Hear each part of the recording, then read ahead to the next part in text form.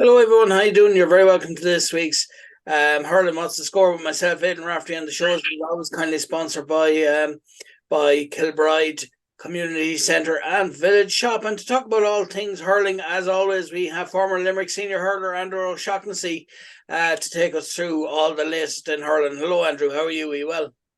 I'm great, Hayden. Yourself? Too bad. Great to have you on board as well. And it's getting nearer and nearer Christmas, which means it's getting quieter and quieter as the teams have got eliminated. And I suppose now that there's only the three provinces that we have to look back on. That's the Ulster final, the Leinster and Munster final. But I suppose we'll start off with your own province. And a game I was watching actually myself, the Ballygunner versus Clonlara game, and what a game that was too. I suppose it started off really with I suppose Clonlara had the better start, obviously getting the first score and then getting another score. But as always, the Ballygunner didn't panic and they just trusted the process and just dug deep and got the points, and then went ahead, got a few points, and then got a goal, and it was just plain sailing really. But it's that's this Ballygunner team. You never have them rattled.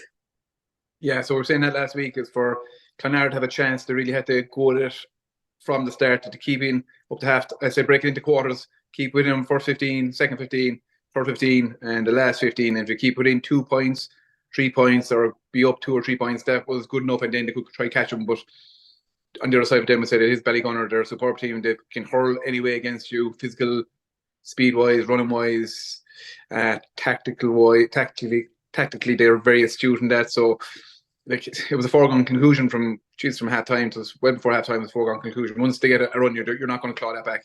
And they're they're a class side, and you have to admire the work and the effort they put in. But equally, it was a fantastic year for Clonard. It's a pity way to finish to getting beaten in the most finals. When you get there, you have to make those occasions count. They mightn't get there again for next 5, 6, 10 years if even to get there again. So they'll be disappointed with that. But when they look back at the end of the year, when they had their social, they came away county champions, and that's a good year as well, of course.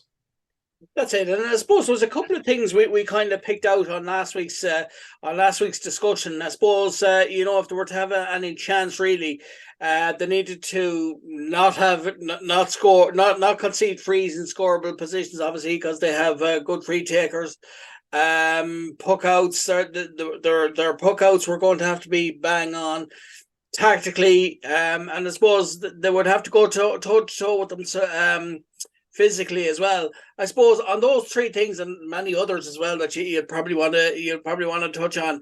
How do you feel that do you feel that they did themselves justice, Clonlara, but it was just a case of look, a very special Ballygunner team, or could they have done better in other parts? Yeah, of course. They obviously think they could have done better. They'll highlight that. They'll see where they went, where they fell down. But they fell down in certain areas where you can't. It's not a quick fix. It's a long-term issue. So Ballygunner after winning 10 county championships, they're in the gym every winter for next year, and that's just you don't build up strength over a winter or 2 winters. You build up strength over a period of 3 to 4 years, and that's what Ballygunner have. That's the massive advantage they started before this Clonlara team. They started before a lot of teams. So they're on the road a long time. So they have that confidence in their system and in that their strength and conditioning that they can go toe to toe with anyone. And like the nearest thing that I'd argue that if you put this Ballygunner team up against a few of the inter-county teams at the moment, they would actually beat them. And you could nearly argue some of the teams, the Lesser Lights and the Lee McCarthy, Ballygunner will give them a rattle as well. They're that good. And we said last week that you have to get your matchups right. But with Ballygunner, they'll match up against your county players, they'll negate your county players, but then if you do the same for Ballygunner, that's all well and good. But there are other players that aren't county standard just yet are equally as good, and they come up trumps when they need them, and they're just an awesome outfit, and they'll take some stopping. And I suppose really when you look at both starting 15s, they Ballygunner have a number of county players on the Waterford team, and I suppose that there's that kind of the county cuteness, if you know what I mean, that you probably have as a county player. I suppose structurally, and I suppose finding a man in space, bringing other guys into play, that peripheral vision as well. If you need support, finding a guy in space, all those kind of things. I'm not saying that you wouldn't have them in club level, but not to the same extent. Exactly, the game smart. So if you have a club team, you have a county player, one or two county players, invariably the whole game revolves around them. But with Ballygunner, it's just the county players they're part of the system and they work that system. And the thing with a county player at club level, when they get the ball, they do everything at the same speed, which is super fast, but they do everything calm. It's just calmness they bring. A confidence when they get the ball. You're not ball's going to structure county player. He's going to catch it. He's going to control it, and invariably he's going to do the right thing, either get a score or create something that you actually can see that he sees. And that's the difference with having county players. And Ballygunner have their few county players, of course, but the thing to stress, I keep stressing about Ballygunner, is they've one or two or three lads that aren't county standard just yet. They're maybe finished county standard, or it's just on the way to county standard, and they would have the same speed and smartness as that. And that's the big advantage they have over other club teams. They're all round a great team. And of course, with that in mind, as regards that county cuteness and players, obviously Clonlara have county players as well, John Conlon and maybe a few others. But maybe from a Clonlara point of view, there was more pressure on those couple of county players for Clonlara, obviously, than there was with Ballygunner, because I mean they have a lot of pressure on them to kind of, because like you just said there, everything goes through them, because they can find a guy in space that just have that kind of little knack, those little things that make a difference. At county level they have that, but there are things that can make a difference at club level, especially in the Munster final, like that was. Yeah, exactly. So literally what Ballygunner they got their matchups right to put their best suited player on Clonlara's county players, and just they don't expect you out and hurt that county player. They expect you to break even or just slightly below that. And if that's good enough, if you're stopping the main player or players on the opposition team, invariably you're going to stop them. But again, with Ballygunner, if you stop the main players in the Ballygunner team, their next players are very close. They're actually finished inter-county standard or going to inter-county standard. So if they finish, you say, right, they're old or slow, but they have the smarts to get the ball, they will not lose it. And then the young fellas come on and say, oh, they're not county standard just yet, but they have the speed and the brain. And that's just something very hard to counteract. So that's the crux of it. It's a simple game that Ballygunner have, but they just do it increasingly well.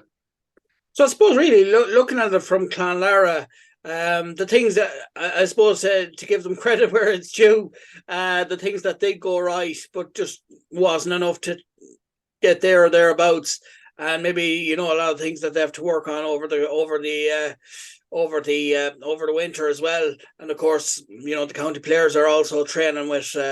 Well, no, they won't be. They'll be just purely concentrating on club level. But when they get back in the new year, then with their county team, then it's.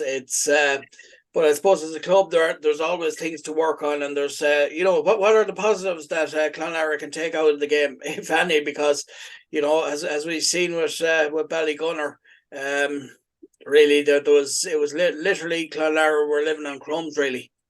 Yeah, so the positive is they're the champions of Clare. They won a match in Munster against the Tipperary champions, so that's two positives straight away. That's maybe might have exceeded their expectations at the start of the year. They would have had an ambition to win the county, and then go and realising that's one great positive that you cannot take away. And then they went out and they represented Clare well in Munster. They won their first round, the semi-final. They got into a final. And again, it's all relative. So you have to look at the stage and journey Clonlara at and Ballygunner out there well into their mature stage of this cycle. So they're 10 years on the go. So they can't keep going much longer, but they have so much knowledge and experience built up over those 10 years. You cannot take that for granted. Whereas Clonlara just starting out in that journey now. So not saying they're going to win 10 Clare championships, but they're in a lot better position finishing up the year than they were at the start of the year, compared even taking the final into consideration. They'll be happy with their year, albeit tinged that they didn't win a Munster when they're there, but it's a great achievement on the same. And on the day itself, I suppose, really one plus, I suppose, or one thing that they'll take great positivity out. They did have a first start. I think literally from the throw in, they got a point, and then they went 2 points ahead. But it was always inevitable that they were never going to be in the lead for that long. But in the match itself, could you see any other positivity, any other kind of positives that they can build up for next season? Uh, well, like a game like that, when you take such a convincing defeat, there's not a lot of positives to be gained. There's no point. There's actually probably no point analysing the match. They'll have a look at it over the winter. The coaches will actually analyse it, but they won't give feedback. Like a few things that you say, right, we need to improve this for next year. They're just going to adapt the whole training. So obviously, if you need to do a good strength and conditioning over the winter to work on where they are finishing this year, so they'll be improved automatically by having a long year to be physically a lot stronger and more developed. And they're a young team as well. They'll get older. So as you get older, you grow into your body, and that's something that no matter how much emphasis you put on it, you cannot move time forward. You cannot speed up getting stronger, but you have to grow into it, and that'll come. Like, there's nothing they can really do for that. It's just the biggest thing they can do is look back in the year and say it has been a success. We got to a Munster final, which we didn't expect. We didn't do ourselves justice like we would like to have done, but at least we got there. And you look at, no one from Limerick got there, no one from Cork got there, no one from Tip got there. We were there representing Clare. That's all they can do. So other than that, I'm not too sure. And I think, as a human, like when I was a player, and I'm sure when you were a player, like when you lose a final or when you lose a match and you're out, the first thing you want to do is you just really want to be back. You just want time to, like you just said there, you just want time to fly by, and you just want to get back there again immediately and kind of put things right. It's a long year. There's a lot of hurling play to be played at county and club level, for the county players, but also for the club players. A lot of preparation to get there. But look, at the end of the day, it's Ballygunner march on, and I know we'll be covering this, later on or whatever in the next couple of weeks. But next up, Ballygunner have St. Thomas's, and we were always saying, this St. Thomas's team, they're playing in Galway. It's nearly like a provincial championship. Very hard to get out of. That's going to be a very interesting All Ireland semi-final, isn't it? Yeah, so we were saying it probably is the final, but then again, you have the other side as well. Loughlin's had a fantastic win. They're extremely strong, and the thing about Kilkenny teams, this type of weather will suit them because they're physically always big men. But St. Thomas's had their few weeks off. They would have reset, would have got their celebrations out of the way, enough time to celebrate, acknowledge their victory, their sixth championship in a row, and then focus on the semi-final. They didn't care who came out of Munster, but I assume they're expecting Ballygunner, and they'll be all guns blazing. And they have they're like Ballygunner. They have a recent history in this competition. They have a good core group of players, and they're making the most of it. So that should be a fantastic match, to be honest. It's hard enough to call victory this stage, albeit Ballygunner are the favourites for the All Ireland at this stage. Seeing Ballyhale are gone, but they're the clear favourites. But there's nothing better going up against a team that's a clear favourite. There's no pressure on you, and St. Thomas's will relish that. And I suppose, really, from St. Thomas, we know how very good they are. We've myself have covered this many times, and we know the quality they have. They have some serious hurlers, and obviously they're playing for Galway as well. But would there be an argument? I think there would. Just to get your thoughts on it, for them maybe playing in Leinster might give the Leinster Championship maybe a bit more competition. Make it a bit more competitive, and for the Kilkennys, because look, we pointed out there as regards we've been at pains mentioning it, the Wexford Championship. Galway, obviously St. Thomas's and that they were in the same boat as in they didn't really have they had no Leinster they had no provincial championship or whatever, so they're kind of waiting for the semi-finals or the All Ireland. So, but the way their championship was, they were taking it nice handily, so they had no big gaps between matches. There was no 5 and 6 weeks or 8 weeks or 10 weeks between a county final and a thing. Whereas with obviously, like we keep saying, with the Wexford champions, they had all that time to wait, and then they were just like, what do we do? And they were overtrained, but they had no matches really. So maybe there was that maybe benefit that St. Thomas's had that maybe the Wexford champions has. And look, like we've said, the Wexford County Board maybe need to kind of nail that down and kind of figure out another way, because it was very unfair having that length of time to. I know we're beating a dead horse here, aren't we, Andrew?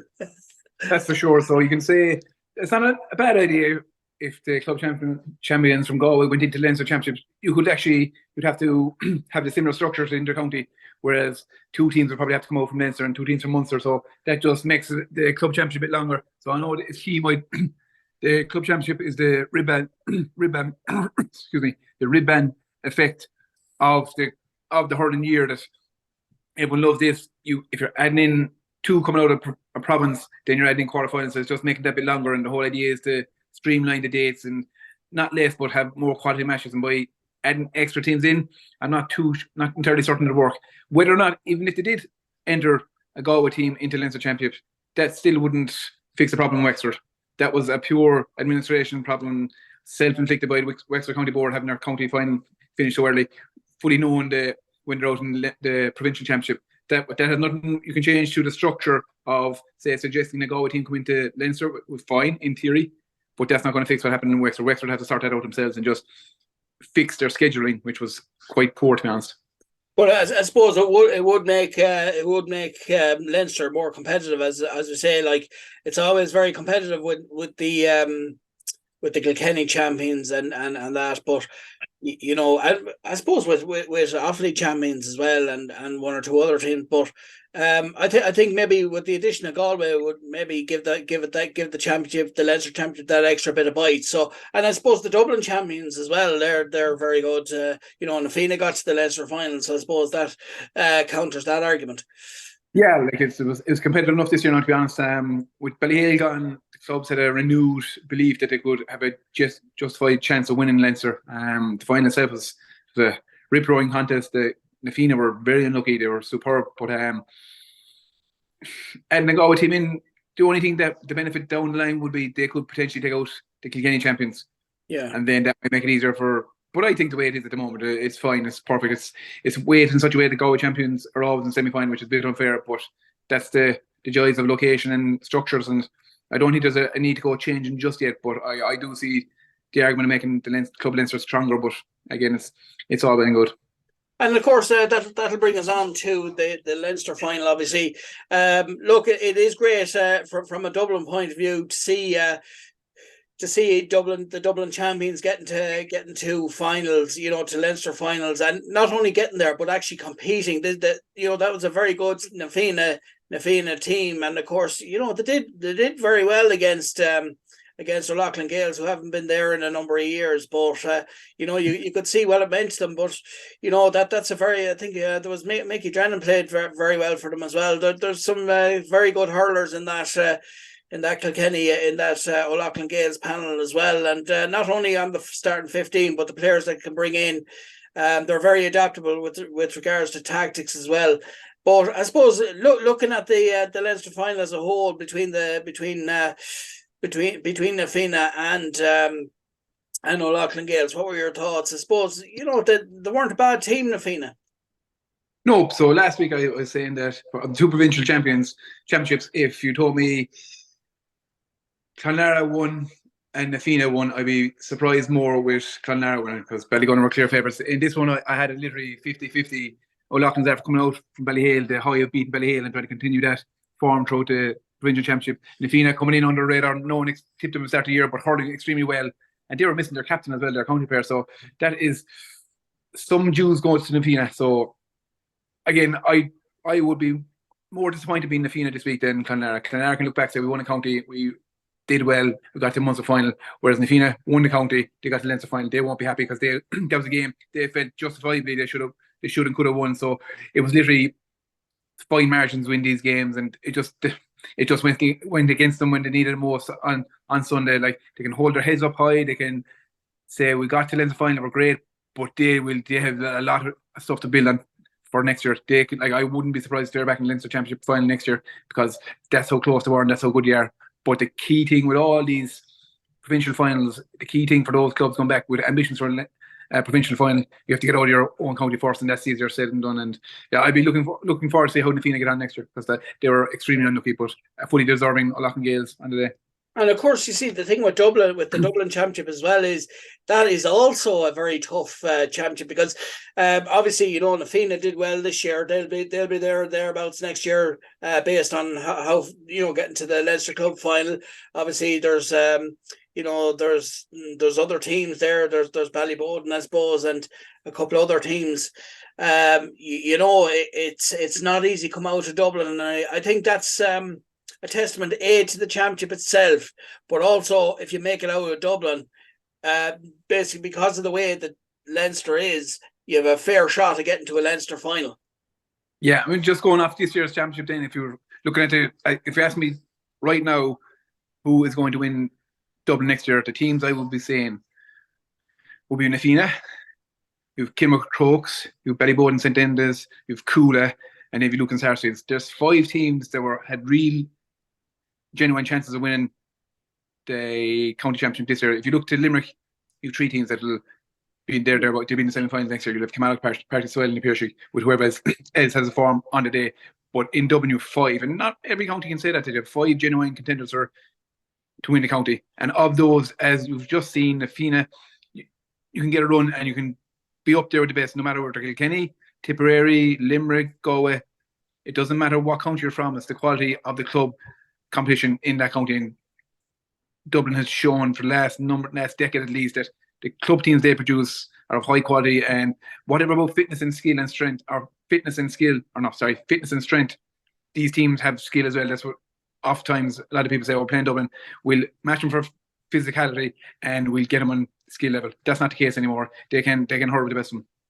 And of course, you see as well in Dublin, like with those 5 teams that you've mentioned, each one of those teams have a serious underage structure, and each one of those teams has some really top quality talented players coming through. So when they come in over the coming couple of years, you know they're going to be even harder to play, and it'll make Dublin even more competitive, because that means that each team will have younger players, and that'll augur well for the longevity of those clubs, and I mean sustaining themselves competitively to come out of Dublin, and indeed to get to Leinster finals as well.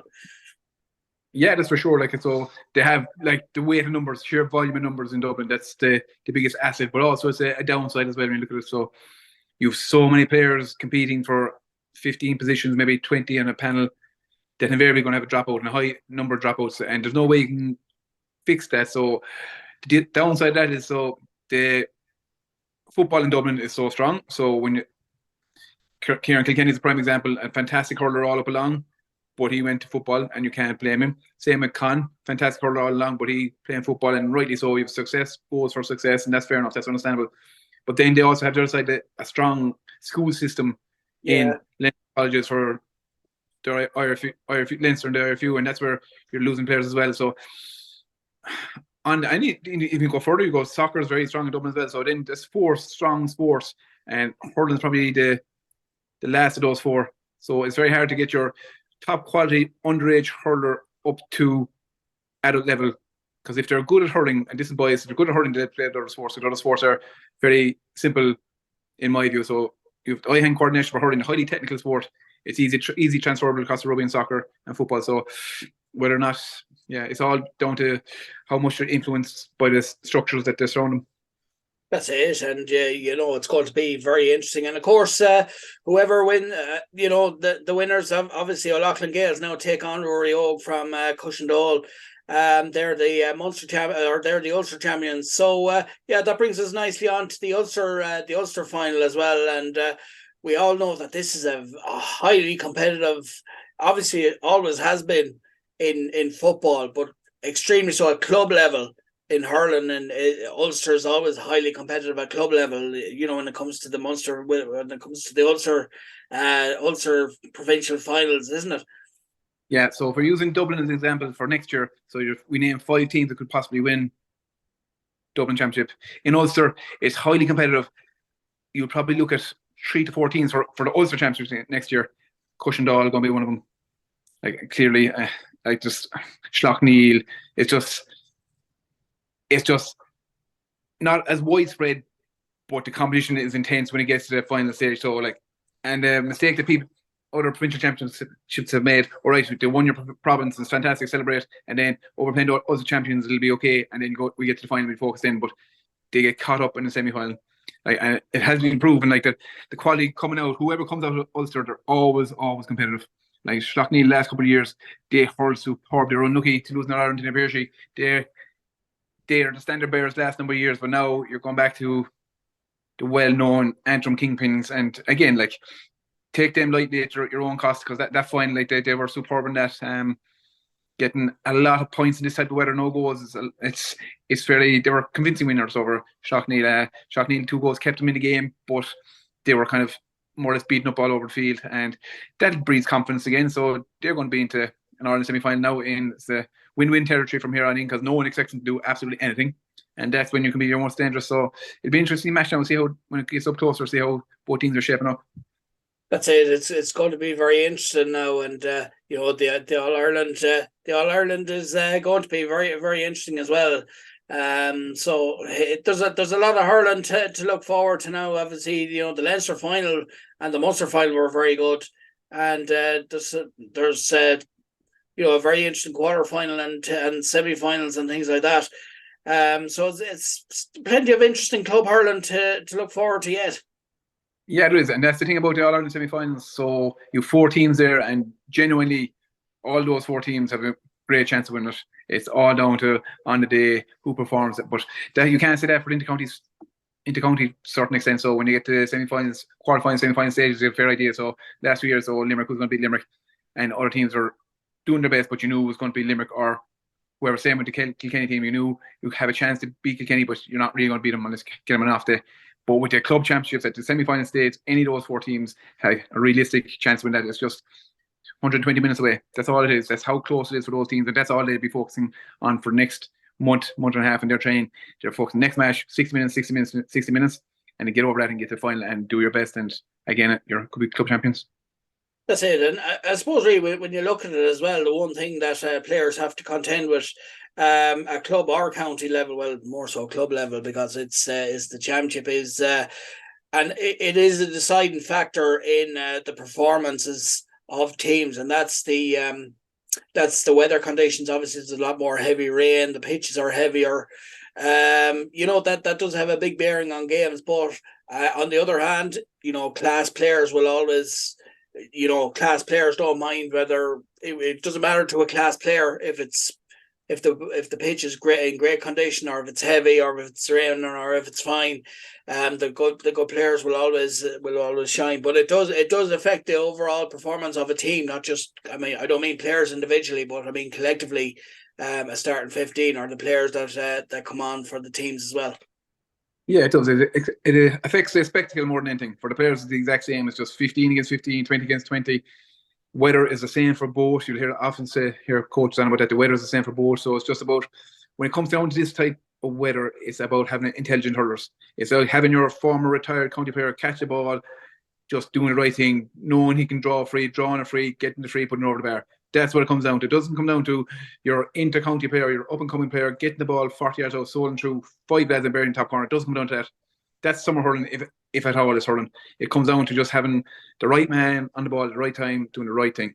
And invariably, if you do that for the majority of the time, this time of year, get the ball, do the simple thing, keep it right, and pass the ball for the benefit of your team, and take your score when it's on, then you'll win. There's no question. That's it. So listen, thanks very much for taking the time out to do Hurling Wants to Score with us, and we look forward to doing it all again next week. Thank you very much. No problem. Thanks very much. And that was Andrew O'Shaughnessy, former Limerick senior hurler, talking about all things hurling.